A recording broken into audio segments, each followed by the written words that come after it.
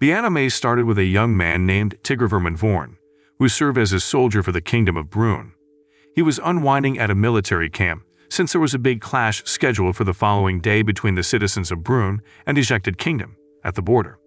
Out of nowhere, a notable nobleman named Zyne Thenardier appeared, along with his two associates. These individuals looked down on Tigre because all he had was an ancient bow for fighting. As the battle started, the situation quickly worsened for the Brunn army, resulting in their defeat, except for Tigre. Surprisingly, Eleonora Viltaria arrived on horseback with her two companions. Tigre bravely shot arrows at Eleonora's companions. However, just as he was about to shoot his last arrow, Eleonora swiftly approached him and effortlessly sliced the arrow with her sword. Impressed by Tigre's bravery, Eleonora asked him to join the ejected kingdom's team. But there were conditions. Firstly, Eleonora declared Tigre as her prisoner, intending to demand a large ransom from the Brunn royals. If the Brunn people failed to pay within 50 days, Tigre would officially become a citizen of the ejected kingdom. Upon joining them, Eleonora wanted Tigre to demonstrate his skills to the members of the ejected kingdom. However, Tigre was hesitant, causing everyone to underestimate his fighting abilities. Meanwhile, in the midst of these events, a mysterious figure dressed in black infiltrated the kingdom with the intention of harming Eleonora using arrows. Luckily, she detected his plan and foiled his attempt. Tigre, with his quick reflexes, managed to shoot the intruder in the foot. The kingdom's residents were amazed and impressed by his skill. Following the battle incident, a female knight named Le Militia approached Tigre. She informed him that Eleonora was highly impressed by his archery skills and wanted him to join the ejected royal army. They wished for him to showcase his talent to all the other royal soldiers. Eleonora shared details about the previous battle. Despite having only 5,000 soldiers, the ejected army managed to defeat the Brunn forces, who numbered a staggering 25,000. This victory occurred within just 12 hours, mainly because many Brunn soldiers fled the battlefield. However, Tigre, once a Brunn soldier, showed bravery by confronting Eleonora alone after the battle, earning her admiration. After recounting the events, Eleonora offered Tigre a chance to join the ejected kingdom and receive a prestigious noble title. However, Tigre refused the offer due to his strong attachment to Alsace, his homeland. Later, Tigre met a man named Rurik in a grand royal corridor. Rurik, who had previously underestimated Tigre, expressed his regret by shaving his head as a gesture of apology. Tigre modestly brushed off the apology. In the evening, a man named Batra arrived at the ejected kingdom to talk to Tigre. He disclosed that the Brunn royal army was planning to attack Alsace. Tigre rushed to defend his homeland, but Eleonora intervened, warning him that he would be in great danger without an army. Tigre begged for troops to help Alsace, and Eleonora agreed, with the condition that if they won, Alsace would become part of ejected territory. Tigre agreed, and Eleonora sent 1,000 soldiers to assist him. In the Brunn kingdom, Felix Aaron Thenardier, the leader of the Thenardier family, instructed Zyne to attack Alsace with 2 enormous dragons and 3,000 soldiers. The next day in Alsace, a maid named Tito was helping the residents evacuate to safety. Consequently, when Zyne and his 300 soldiers arrived in town, they found it deserted. They headed towards Tigre's residence. When they reached Tigre's house, Zyne encountered Tito and became furious. He started mistreating her, displaying disrespectful behavior. Luckily, Tigre arrived just in time, shooting an arrow through Zyne's arm and rescuing Tito, swiftly taking her away from the hostile situation. Meanwhile, a hidden Brunn soldier behind a tree targeted Tito with arrows. Tigre acted swiftly, intercepting one arrow with his hand. After the incident at his home, Tigre decided to use his father's black bow since his old one was worn out. The next day on the battlefield, despite facing 2,700 Brunn troops and the 2 fearsome dragons, the ejected army, led by Eleonora and Tigre, remained confident and determined. Tigre initiated the battle by confronting the Brunn soldiers head-on, and the fighting intensified. Even though it was still early, many Brunn soldiers were quickly defeated. Suddenly, one of the dragons appeared, disrupting the ejected army. However, Le Militia's reinforcements arrived promptly, allowing Eleonora to gather her strength and strike a powerful blow with her sword, defeating the dragon in one stroke.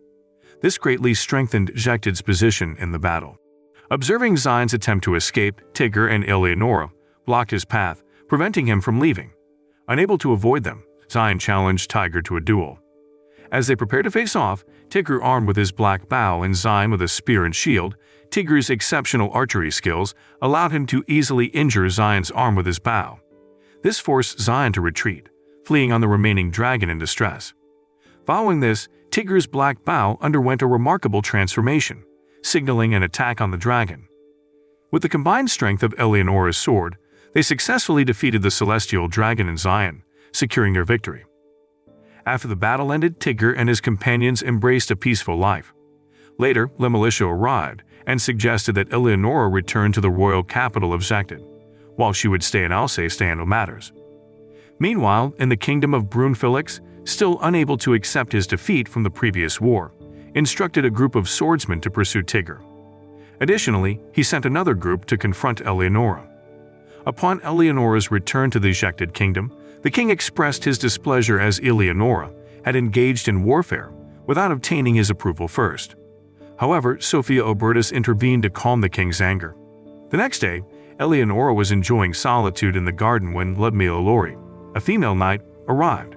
As usual, they engaged in a disagreement, this time about physique. Sophia observed from a distance and stepped in to stop the argument. Afterwards, Ludmila left and Sophia revealed to Eleonora that Ludmila's ancestors had connections to the Thenardier nobility. Therefore, Eleonora needed to remain vigilant as Ludmila might pose a threat in the future. Tigre decided to embark on a journey to neighboring kingdoms around Alsace, with the goal of devising a strategy and gaining support to confront the Brune army. During their journey, Tigre and Le Militia found themselves in the ejected kingdom. There, Eleonora revealed that they could recruit the help of 7 knights from the kingdom, although it would come at a considerable cost. Surprisingly, Ludmila appeared and declared herself one of the knights willing to assist the Brune army. While traveling to a specific destination, they were ambushed by an assassination squad, leading to a skirmish. Ludmila fought back fiercely using her eyes powers against the attackers. However, Le Militia was bitten by a snake during the chaos, prompting Tigre to quickly administer first aid. They rushed to a nearby town to attend to Le Militia's injuries. Thanks to Tigre's swift actions, she recovered relatively quickly. Observing Tigre's compassionate treatment of Ludmila, Eleonora couldn't help but feel a pang of jealousy. Subsequently, Ludmila devised a plan to attack Eleonora's army in Tigre. It seemed they would find themselves on opposing sides, preparing for a major confrontation. In summary, the initial battle ended without a clear winner, but Ludmila's forces emerged victorious in the second round. They managed to capture the castle situated in the snowy mountains, posing a significant challenge for Tigre and Eleonora's group. However, Tigre had a cunning plan. He disguised himself as a bear to move around the battlefield safely. While wandering the mountains disguised as a bear, Tigre unexpectedly came across Ludmila. She didn't recognize him due to his disguise, and they ended up spending the night on a slope near their encounter site. It wasn't until later that Ludmila realized Tigre was the bear. She explained that she helped the Thenardier nobles out of obligation, rather than genuine affection for them. Because of her family's ties to the Thenardier nobility, she felt obligated to assist them. After their conversation, they went their separate ways. Continuing his journey, Tigre found an alternative path to the castle in the icy mountains and pursued it. Upon arrival, Tigre tried to breach the castle, but Ludmila had heavily fortified its defenses. Tigre then decided to use Eleonora's wind sword power to break through the castle gates, eventually gaining entry. Once inside the castle, they came face to face with Ludmila, sparking a heated confrontation between her and Eleonora. In the midst of the chaos, an assassin attempted to ambush Ludmila, but Tigre intervened, thwarting the attacker's plan. Grateful for his help, Ludmila wanted to show her appreciation by offering Tigre a gift. In return, Tigre asked for her neutrality during their upcoming confrontation with the Thenardier nobles, stressing the importance of focusing solely on defeating their common enemies. Eventually, Ludmila agreed to Tigre's request. In another scene, Felix and Ganelon gained control over the King of Brune, giving them the power to deploy troops as they deemed necessary, including the formidable Black Knight named Roland. Following the king's orders to eliminate rebels like Tigre, Roland, the commander of the Brune Kingdom's army, set out for the battlefield. As Roland journeyed, he encountered Eleonora, sparking a fierce battle between them. Just as Eleonora found herself in a dangerous situation, Tigre arrived, ready to confront Roland. In the ensuing fight, Tigre faced a moment of danger when he was almost thrown from his horse.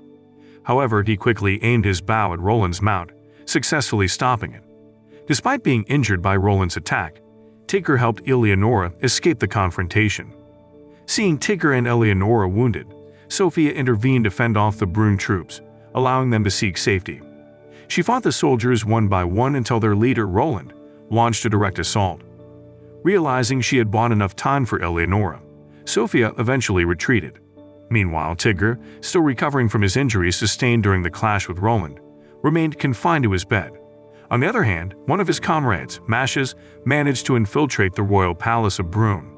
It seemed that the king was still struggling with the loss of his son in the previous battle, giving Felix and Ganelon the opportunity to manipulate the king and control the royal army. Later, Tigre woke up, urged by his bow to embark on a journey. Accompanied by Tita, he set off to the specified location, which turned out to be a rundown structure. While there, an unusual event occurred. Tita's consciousness was ensnared by Turnafal, the goddess of darkness and death. The goddess offered Tigre her power on the condition that he shoot Tita. Tigre accepted the challenge, drawing his bow with all his might, but his arrows were destroyed before they could harm Tita. Impressed by Tigre's resolve, the goddess granted him strength. After this encounter, Tigre hurried back to the battlefield. On the other hand, Eleonora, along with Sophia and their allies, prepared for battle. Eleonora once again faced Roland, with Sophia offering support. Despite enduring a strike from Eleonora's most powerful attack, Roland somehow survived. However, Tigre soon arrived, ready to confront Roland. After delivering a decisive blow, Tigre finally forced Roland to admit defeat for the first time. Ultimately, Tigre's army, supported by Eleonora, emerged victorious in the battle. After the conflict, Eleonora received news of an attack on the home of the war dancer Chaucer.